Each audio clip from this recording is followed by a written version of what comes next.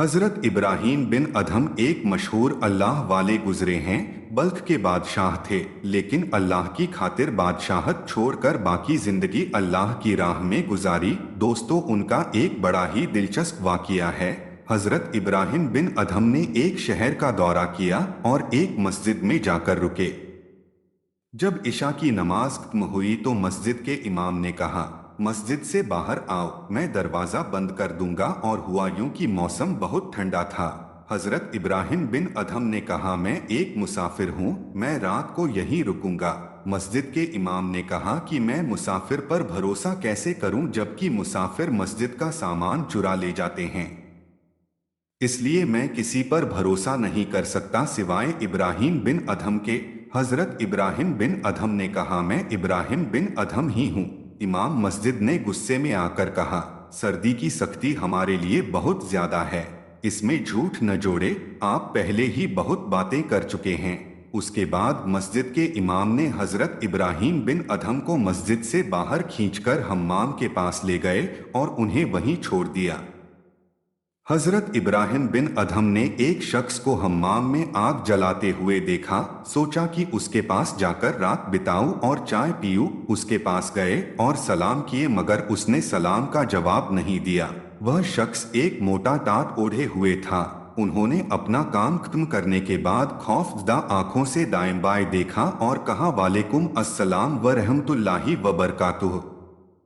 हजरत इब्राहीम बिन अधम ने हैरत से पूछा, मैंने आपको कब सलाम किया था और आप अब जवाब दे रहे हैं? उसने जवाब दिया, मैं हम्माम में एक मुलाजिम हूँ। काम पूरा होने से पहले अगर मैं आपसे बातों में मसरूफ होता तो मुलाजमत में ख़यानत होती।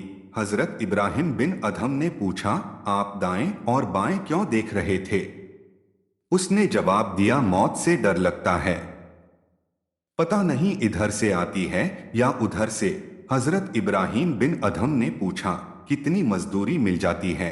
एक दिरहम और एक डोंग। हजरत इब्राहीम बिन अधम ने पूछा, क्या इतनी सी मजदूरी पर गुजारा हो जाता है?